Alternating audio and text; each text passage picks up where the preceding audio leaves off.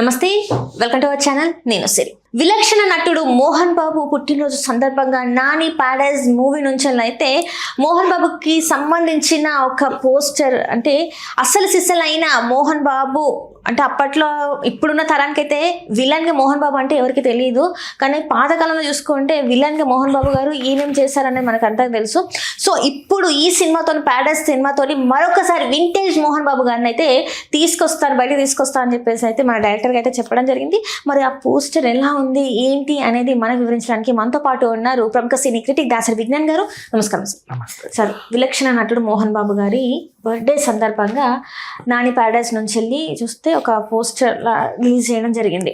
అంటే ఒక cruel villain ఎట్లా ఉంటాడో అట్లా ఉంది అది చూసుకున్నట్టయితే. అండ్ డైరెక్టర్ గారు చెప్పడం ఏంటంటే ఇప్పటి తరానికి తెలియదు మోహన్ బాబు గారి విలనిజం అంటే ఏంటనేది, అది నేను ఇప్పుడు చూపిస్తాను ఈ ప్యారడైజ్ సినిమాతో అన్నారు. మరి అది నిజంగా మనం చూడబోతామంటారా ఏంటంటారు? First of all Mohan Babu గారి లుక్ దగ్గరికి వెళ్ళే ముందు ఆయన క్యారెక్టర్ పేరు గురించి మాట్లాడుకుందాం. షికంజా మాలిక్ అని పేరు పడ్డది. నేను వెనక నుంచి ముందుకు వస్తా. ఆ పేరు పడ్డ తర్వాత వాయిస్ వినపడింది. ఇప్పటి తరానికి మోహన్ బాబు తెలియదు, నేను చూపిస్తాను.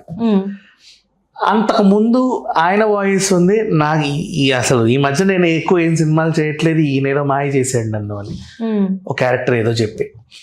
ఆ మాయ ఏంటంటే నాకు షికంజా మాలిక్లోనే కనపడింది. షికంజా అనే పేరు మన హైదరాబాద్ని ఏమంటారు తెలుగులో? ఇప్పుడు టాలీవుడ్ బాలీవుడ్ లాగా హైదరాబాదీ సినిమాలను ఏమంటావు చెప్పు? డక్కన్ వుడ్ అంటే తెలిసిందేగా. డక్కన్ ప్రాంతపు ఉర్దూ, డక్కన్ ప్రాంతపు హిందీ వేరు, ఇంకెక్కడున్న హిందీ ఉర్దూలు వేరు మన ఈ ప్రాంతంది. నీకు ఇప్పటికీ చూడు, మన మిలాప్ అని హైదరాబాద్ లో ఒక పత్రిక ఉంటుంది హిందీది, అండ్ సియాసత్ అని ఉర్దూ పత్రిక ఉంటుంది. ఆ లాంగ్వేజెస్ కూడా మరి నీకు హైదరాబాద్ ని ప్రతిబింబిస్తూ ఉంటాయి. ఎట్లా అయితే నీకు తెలంగాణ లాంగ్వేజెస్లో నీకు కొన్ని టీవీ ఛానల్స్లో మాట్లాడితే ఎలా అనిపిస్తుందో ఇవి అలా ఉంటాయి. ఆ యాస, ఆ ప్రాస అన్నీ కూడా సంథింగ్ డిఫరెంట్గా, నీట్గా, క్యూట్గా ఉంటాయి. హైదరాబాద్ని బాగా ఎలివేట్ చేసేలాగా, not only Hyderabad, Deccan part అంటున్నా నేను. ఓకే, డక్కన్ పార్ట్ మనం ఈ నిజాముల కాలం టైము తర్వాత ఏదో టైము, రజాకార్ల టైము, మరి ఇంకే టైమో తెలియదు, ఒకానొక టైంలో హైదరాబాద్ చుట్టుపక్కల జరిగినటువంటి స్టోరీ అని ప్యారడైజ్ టైటిల్లో నీకు చార్మినార్ సింబల్ని చూసి నాకు అర్థమైంది. ఎక్కడి చరిత్ర అనుకుంటే వీళ్ళేమో బంజారాస్, మేబీ మన బంజారా హిల్స్ ప్రాంతంలో ఆ టైంలో ఎవరైనా ఉండేవాళ్ళేమో, అందుకే బంజారా హిల్స్ అయింది కదా. బంజారా హిల్స్ అంటేనే వాళ్ళ స్థావరాలు అన్నట్టు, అంటే వాళ్ళు అక్కడ ఉన్నారు అన్నట్టే. ఆ తర్వాత వీళ్ళు కొనుక్కోవడమో, ఇప్పుడు ఉన్న పెద్దవాళ్ళందరూ కొనుక్కోవడమో ఏదో జరిగి ఉంటది. ఎందుకంటే మంచి పార్ట్ కాబట్టి. ఇప్పుడు కేబిఆర్ ఇంటర్నేషనల్ పార్క్ పడ్డాక ఇవన్నీ వచ్చేసాయి. సో ఈ టైంలో ఏమైంది, బంజారా హిల్స్ అన్ని మొత్తం 14 రోడ్లు, మా రోడ్ నెంబర్ 1, 2, 3 మొత్తం ఆ మేదిపట్నం సరోజిని ఐ హాస్పిటల్ నుంచి మొదలు పెడితే ఇక్కడ మన ఈ ఐ హాస్పిటల్, సింపుల్ చెప్పాలంటే మన ఇదేంటిది, ఇది అగ్రవాల్ ఐ హాస్పిటల్, ఈ ఐ హాస్పిటల్ మన ప్రసాద్ పక్కన ఉంది, ఎల్వి ప్రసాద్ నుంచి నువ్వు అన్న అగర్వాల్ని కూడా కలుపుకున్నా సరోజిని వరకు మొత్తం బంజారా హిల్స్ ఏరియా అంతా కూడా. ఇప్పుడు కొంచెం ఏమన్నా ముక్కలు చెక్కలు చేశారేమో తెలియదు. సో ఈ ప్రాంతంలో అప్పట్లో బంజారాస్ తెగ ఉండేది, వాళ్ళే ఎక్కువ టాటూలు వేసుకుంటారు, నీకు తెలుసు కదా. ఉండేది ఏదో జరిగింది, వాళ్ళకి తెలియదు.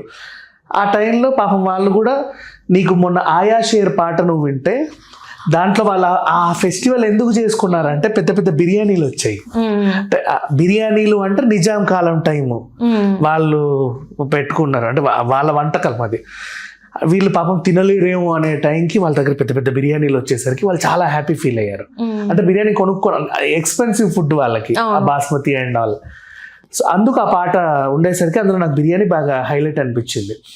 నెక్స్ట్ ఆఫ్టర్ దిస్ షికంజా తర్వాత ఏంటి, మాలిక్ అంటే ఎవరు? ల్యాండ్ లార్డ్స్, బాద్షా, ఇట్లాగే మాట్లాడుకుంటాం మనం. అంటే ఆ టైంలో ఈ ల్యాండ్కి అక్కడ ఒక మంచి ఓనర్ లాగా ఆయన ఉన్నాడు, పెద్ద ఎక్కువ ల్యాండ్ ఉన్నాడు. ఓకేనా, ఎన్ని ఎకరాలు ఉన్నాయో మరి బంజారా హిల్స్ ఈ రోడ్ నెంబర్లలో షికంజా మాలిక్కి ఎన్ని ఎకరాలు ఉన్నాయో తెలియదు. అట్లాంటి టైప్లో వీళ్ళందరూ పాపం డైలీ కూలీలాగా ఏదో పనులు చేసుకుంటూ వాళ్ళ పొట్టకూటి కోసం ఏదో చేసుకుంటూ హ్యాపీగా బతుకుతున్నారు. అప్పటిది ఒక స్టోరీ మనకు చెప్తున్నాడు శ్రీకాంత్.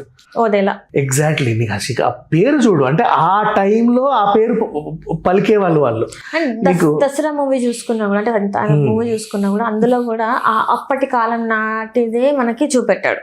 నాకు అందులో ఏం నచ్చిందో చెప్పనా, దసరాలో మన సింగరేణి బొగ్గు అదేంటి ట్రైన్ నుంచి దొంగతనం చేసే వాళ్ళు ఉంటారు. నిజమే, చేసి అమ్మేవాళ్ళు కూడా అది జరిగింది. దాంట్లో అయస్కంతాలు ఏరుకునే వాళ్ళు.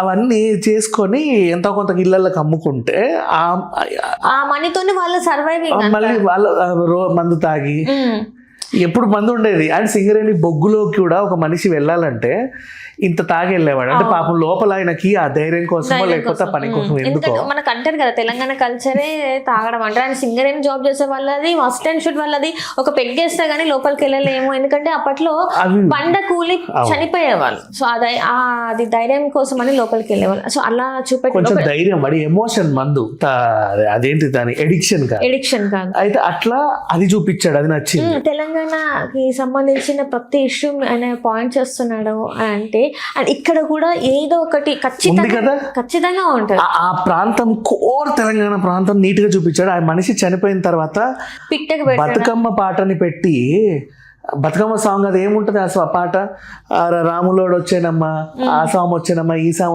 వచ్చేనమ్మా అనే సాంగ్ మనం పాడుకున్నాం. మరి ఇంత జరుగుతుంటే ఏమైపోయిండు, రాముడు ఇటు రాలేదా, ఆ దేవుడు రాలేదు, ఈ దేవుడు రాలేదు, ఉల్టా పాడాడు ఆ సాంగ్. అది బాగా కనెక్ట్ అయిపోయింది. Now coming to the Paradise, అదే అంత బాగా చూపించాడు. ఆ చెంకి లంగిలేసి సాంగ్ కానీ అది కానీ, బావమరిది బావ, కోర్ తెలంగాణ అదేంటిది ఎమోషన్స్ అన్ని మంచిగా ఇలా తీస్తున్నాడు పిండి. మరి ఇక్కడ ఇది కూడా తెలంగాణ పార్టే. ఏం జరిగి ఉంటుందా ఏంటా అనే ఇంట్రెస్ట్ బాగా పెరిగింది. ఆ ఇంట్రెస్ట్ కాస్త షికంజ మాలిక్ పేరు విన్న వెంటనే ఇతను చాలా హార్డ్ వర్క్, గ్రౌండ్ వర్క్ చేశాడని అర్థమైంది. అంత గ్రౌండ్ వర్క్ చేసినోడు అంటే ఖచ్చితంగా cinema hit. Now coming to Mohan Babu గారి లుక్. ఏంటో ఏ వేషం వేస్తున్నా అలా ఒదిగిపోతాడు తెలియదు. ల్యాండ్ లార్డ్ ఎలా ఉండాలో అలాగే ఉన్నాడు. అండ్ వాళ్ళిల్లు చూపించారు ఫస్ట్ ఆ రౌడీలతో, అంటే బంగ్లా, పెద్ద బంగ్లా. తర్వాత కారు దిగేసరికి వెనకాలన్నీ గుడిసెలు కనిపిస్తున్నాయి. అగ్రెసివ్గా వచ్చాడు. ఆయన దగ్గర ఏమో మంచి మలయోధుల్ని పెట్టాడు. నీకు వెనకాల ఇదేంది ఆవేశదారులు కూడా. అప్పట్లో మల్ల యోధులే కదా బాగా ఉండేవాళ్ళు. ఈ జిమ్ములు ఏం లేవు మా, అలాగే ఉండేవాళ్ళు బాగా ఇట్లా గట్టిగా. వాళ్ళని పెట్టాడు, అందరు కర్రలు ఇచ్చాడు. సో ఏదో ఒక మ్యాజిక్ ఈ సినిమాలో ఉంటుంది. నువ్వు ఎలాగైతే దురంధర్ని చూసి మనందరం సర్ప్రైజ్ అయ్యామో, సేమ్ అలాగే రేపు రాబోయే ప్యారడైజ్ గురించి కూడా ఆల్మోస్ట్ 2 తెలుగు రాష్ట్రాలు ఎదురు చూస్తున్నాయి. దేశవ్యాప్తంగా కూడా ఇప్పుడు వీళ్ళు పబ్లిసిటీ ఎలా ఉందో తెలియదు కానీ ఆయా షేర్ సాంగ్ రిలీజ్ అయ్యాక దేశవ్యాప్తంగా కూడా ఎదురు చూస్తున్నారు. ఏదో వస్తుంది పలానా లాంగ్వేజ్ నుంచి. ఇక్కడ ఈ సినిమాలో సంపూర్ణేష్ బాబు గారి లుక్ చూసుకున్నా, అండ్ మన నాని గారి ఫస్ట్ లాస్ట్ ఇయర్ వచ్చింది మనకు, బాబు మోహన్ గారు ఉన్నారు మళ్ళీ. అండ్ మన ఇతను ఎవరు, తనికెళ్ళ బర్ని గారు అప్పట్లో హార్డ్ కోర్ విలన్ లాగా ఉంటే ఎలా ఉంటాడో కూడా అలా ఉన్నాడు అంట. ఇవన్నీ తెలియదు, చూడాలి మళ్ళీ ఎలా ఉంటది ఏంటని. అండ్ చూసుకుంటే ఇక్కడ అసలు ఎక్స్పెక్ట్ చేయని లుక్స్ ఇవన్నీ. మీరు అసలు సంపూర్ణేష్ బాబు గారిని ఎప్పుడైనా అనుకుంటాం అట్లాంటి ఒక లుక్తోనే వస్తాడు ఆయన అని చెప్పేసి, ఎప్పుడు చూసినా ప్యారడైజ్ సినిమాలు తీసుకుంటూ ఒక కామెడీ టైప్ ఆఫ్ తీసుకుని అతన్ని ఇంత సీరియస్గా ఆ టైప్ ఆఫ్ ఒక క్యారెక్టర్ ఆయనకు పడింది అంటే, ఈ రకంగా ఆయన ఇమాజినేషన్లో ఇది వీళ్ళకి క్యారెక్టర్ అని అనుకుని ఉంటారు. అసలు ఏమనుకుంటారో తెలియదు. ఎందుకంటే ఈవెన్ సంపూర్ణేష్ తీసుకోవడం నాకు ఇంకోటి నచ్చింది. మన మంచు విష్ణు వారి ప్రొడక్షన్ హౌస్లో సంపూర్ణేష్ బాబుని పెట్టి ఒక సినిమా ప్రొడ్యూస్ చేశారు వాళ్ళు, తెలుసా? సింగమా ఏదో ఉంటుంది, ఏం సినిమా, సింగం 1 2 3 సంథింగ్. సంపూర్ణేష్ బాబుని పెట్టి సినిమా చేశారు వాళ్ళు. మంచు విష్ణు ఇప్పుడు కన్నప్పకే అన్నేళ్ళు తీసుకున్నాడు. ఏ సినిమా తీసుకున్నా మంచిగా ఆడాలనుకునే ఇప్పుడు మంచి ప్రొడక్షన్ హౌస్. సంపూర్ణేష్ ఏదో కామెడీ యాంగిల్లో వెళ్తారు. ఇతన్ని పెట్టి వాళ్ళ సినిమా తీశారంటే సంపూర్ణేష్లో ఏదో ఉంది కదా. ఆ ఏదో ఉంది, ఎవరు తీయలేకపోయారేమో నాకు తెలియదు. మరి వీళ్ళైతే దాన్ని యూటిలైజ్ చేసుకునే పనిలో ఉన్నారని అర్థమవుతుంది. సేమ్ అలాగే ఇంకా మిగతా క్యారెక్టర్స్ ఏమున్నాయి, వీళ్ళందరూ బర్త్డే, సంపూర్ణేష్ బర్త్డే వస్తే ఇంకా బాగుండేది, రిలీజ్ చేసే వాళ్ళేమో. అలాగే బాబు మోహన్ గారు, తనికెళ్ళ బన్నీ గారు, లేకపోతే ఈవెన్ హీరోయిన్ ముఖ్యంగా నాని వాళ్ళ మదర్ క్యారెక్టర్ చేసిన ఆవిడైతే సచ్ ఎ బ్యూటిఫుల్ యాక్ట్రెస్. హిందీలో ఎంత మంచి ఇలాంటి గెటప్ ఆవిడ వేసింది ఇంతకు ముందు. ఆమె ఇన్స్టా చూడండి మీకు తెలుస్తుంది. సేమ్ అలా సెట్ అయింది కాబట్టి మళ్ళీ తెచ్చుకొని ఉంటారు.